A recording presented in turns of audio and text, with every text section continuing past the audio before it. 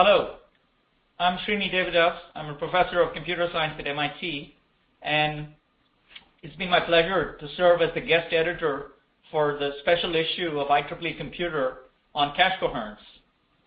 I'm here with Professor Nikos Hardavelis from Northwestern University to talk about his paper titled The Impact of Dynamic Directories on Multicore Interconnects. Hi, Nikos. Hi, Srini, and thank you for having me. So, Nikos, I thought we'd start with talking about multicore interconnects, perhaps the challenges in multicore interconnects and the motivation of your work. Sure, I would be happy to. So, the work that we do in our lab generally revolves around energy and power efficiency. And what we see is that energy is shaping computing nowadays, both at the macro and at the micro scale. So at the macro scale, we see that computing worldwide consumes north of 400 terawatts hour. And in the US alone, the energy consumption of data centers is about 150 terawatt hours, according to EPA back in 2011, which accounts for about 4% of domestic power generation. And in terms of the environmental cost, the CO2 equivalent emissions of big data centers in the US approximate those of the airline industries. So we're talking about energy efficiency now being a major factor in the economic and environmental cost of computing. Now, what is more troubling is that energy itself is also a limiter for big science. So if we are to build exascale machines to be able to attack the next set of grand scientific challenges, even if we're able to lower the energy per instruction consumed by almost 2 orders of magnitude compared to today, we still have a machine that would consume about 20 megawatts, which is equivalent to almost 3% of the output of an average nuclear plant. We're talking about a single machine now. And most of these numbers are bound to grow because we observe that there's a 10% annual growth on installed computers worldwide. And data are also growing exponentially. They're actually growing faster than Moore's law. And exponentially more data means exponentially more processing energy to be able to process all this data. Now, at the micro scale, power is a limiter of modern microprocessors. The cooling does not scale, and this leads to power being a limited resource that all the transistors within a single chip need to share. But the number of transistors is growing exponentially. So as a result, we end into what has been dubbed dark silicon.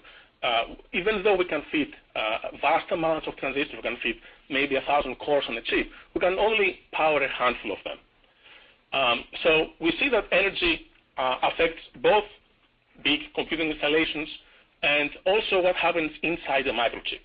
So if we look at where energy goes in general, if again we take a step back and look at big data centers, there's of course amount of energy spent on the infrastructure, power distribution, room cooling, etc., which used to be a significant factor, but nowadays state-of-the-art data centers have pushed this to less than 10%. So the majority of the power that gets into the building is actually delivered to the server farm, and the vast majority of it goes on the processor chips. So what happens inside the processor chip now is the following. If you look at the amount of energy required for a useful amount of computation, say a 64-bit double precision fuse multiply add, at the 28 nanometer technology, this is going to be about 20 picojoules. But to be able to move the operands in the result, even 1 millimeter within this chip would require an equivalent amount of energy. If we were to move all this data from one corner of a typical 400 square millimeter chip to the other corner, we would expand about 2 orders of magnitude more energy than the actual useful computation. So on-chip communication comes at a very high cost, and our goal is to devise techniques and architectures that minimize that energy waste. Great. Thank you, Nikos. So my understanding from reading your paper is that while the results may be applicable to other multi-core architectures, your primary focus is on a tiled multi-core model. Can you tell our audience what exactly you mean by that and what the implications are? Sure. So typically, very large multi-core systems are implemented with the cores and the on-chip memory, the on-chip cache, distributed across the entire chip area. So the architecture is formed as tiles, where every tile has one core and a slice of the on-chip cache memory, and this tile is stamped out multiple times. This simplifies manufacturing. It simplifies the economics of building these large-scale chips. Now, of course, in an architecture like this, the goal would be to be able to place the data on chip as close to where they're going to be used, right? So if a core, say core 7, tries to access some data and finds those on the local cache slice that is right next to the core, that's going to be a very small energy operation, very, very quick. If, however, this core has to travel to some faraway location on chip to be able to retrieve those data, this will be a long latency, slow, and energy-hungry operation. And what we have found, what we have observed, is that a significant fraction of the usage of the on-chip interconnect is not simply for transferring the data from where they are to the cores so that the cores can compute on them, but coming from all these other messages that are required to facilitate the correct sharing of this data among all the cores inside the multi-core chip. Great. So this is what a directory does. It facilitates data sharing. Can you say a little bit more about that? Absolutely. So the sharing typically in these large tiled multi-core architectures happens in the following way. Say that you have two cores, core 2 and core 7, and they share some data, right? So say that core 2 initially updates some data, so it writes them onto its local cache, and core 7 later on tries to access this data. It will try to access them on its own local cache as well, but it won't be able to find them there. Now guess what? Core 7 has no idea where to go and get this data. It doesn't know that core 2 was the one that updated them and has the latest up-to-date copy. So to be able to locate them, it has to go to another direction, to another location on chip where the directory is, which is kind of a bookkeeping mechanism. It keeps track of who has what on chip, where its data, its piece of data is located. And this directory, then it knows that, oh, this particular piece of data core 7 requires is located at the cache next to core 2, so it's going to forward the request to core 2, and core 2, its cache will reply back to the requester with the data, and computation can proceed. The problem here is that this directory has been placed arbitrarily without regards to where the data really are located, which ones are the cores that really need this data to compute on.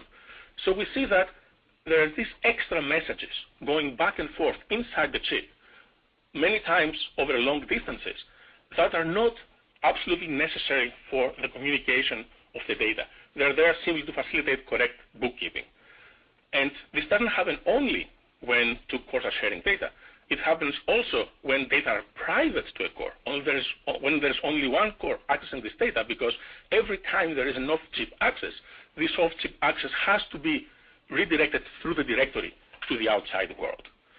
Now, the goal of our technique, dynamic directories, is to place the directories and the sharers together. So instead of having this third node that has nothing to do with where the computation takes place or where the data are located, we place these directories close to one of the sharers. So it appears as if the sharers communicate directly with each other.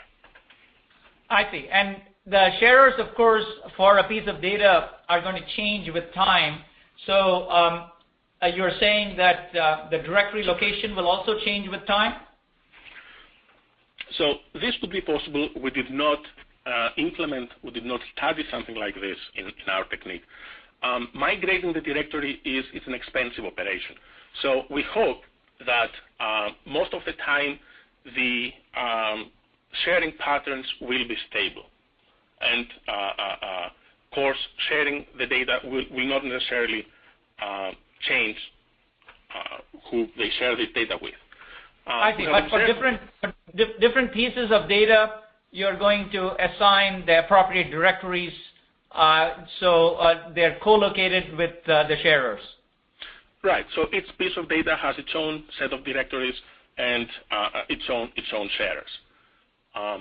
It is definitely one of the limitations of this technique that, in its current incarnation at least, that it makes a decision once on where to place this directory, but it is conceivable that you can implement an extension where you can forget who this owner of the directory is and learn it again and again, either through, for example, user intervention. Maybe you can have this extra call to the operating system that says, forget the directory knowledge that you had for this particular piece of data, or it could happen at regular intervals.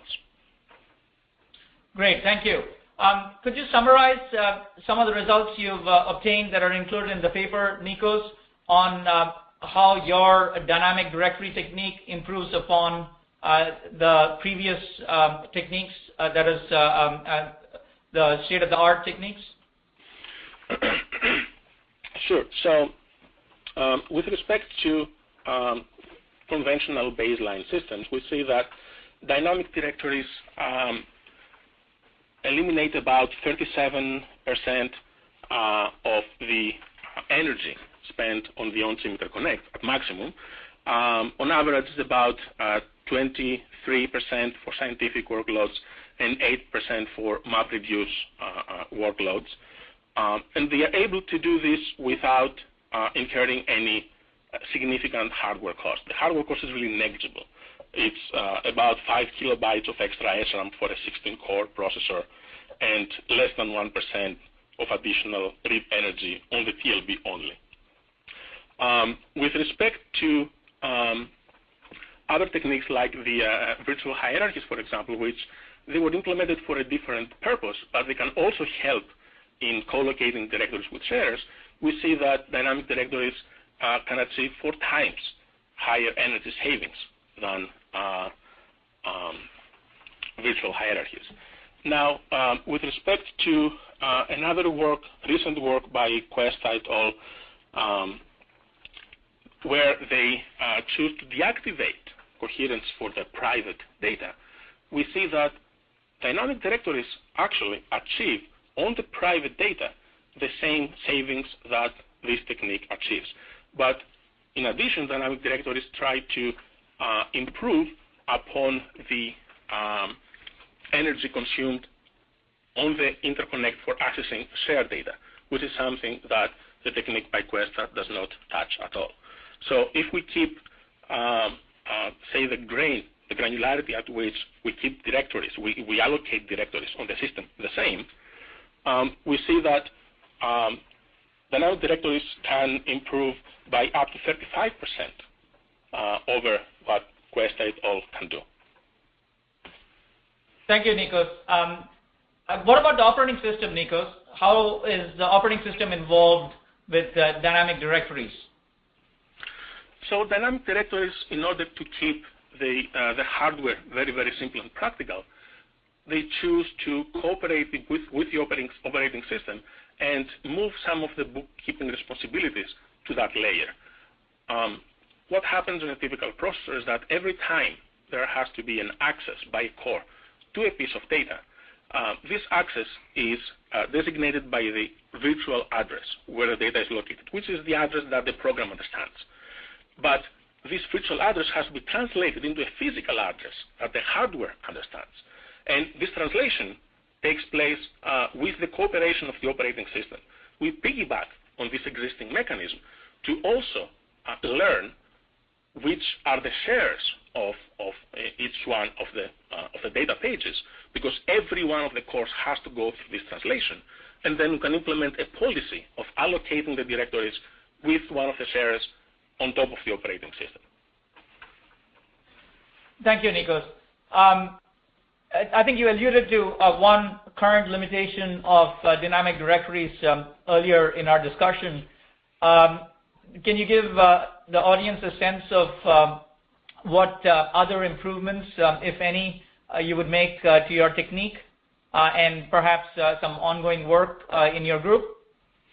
Sure, I will be glad to. So the one limitation I mentioned earlier is that the dynamic directories learn only once where to place the directory. And this is something that can be, as I said, amended. You can have techniques that will be implemented on top of the current mechanism and try to learn again with or without user intervention. The second one is that even though the bookkeeping at the hardware level is still happening at the granularity of a single cache block, the placement happens at the granularity of an entire page. What this can cause is it can increase hotspots, it can increase contention. So what we have seen in our experiments is that if we keep, as I said earlier, the granularity of allocating directories, one entire page, which for our evaluation was 8 kilobytes, then dynamic directories improve, lower the energy consumed for accessing both private and shared data by a significant margin. However, if we revert back to a baseline system where the placement of directories for shared data is happening at an address interleaved mode, so every cache block goes to another tile in a round-robin fashion, then we see that dynamic directories for the shared data may actually consume a little bit more energy than the baseline. Now, thankfully, because a very large fraction of the accesses is for private data, overall the net effect is that dynamic directories win and can lower the energy. However, if we could have a way that we would be able to both allocate directories at the granularity of a single cache block and not require excessive hardware or very complicated mechanism and protocols and messages bouncing around interconnect to be able to achieve that, that would be an overall win, which is something that we're hoping to work on. Thanks, Nikos, for the great summary of your work and for your excellent contribution to IEEE Computer. Thank you very much, and again, thank you for giving me this opportunity.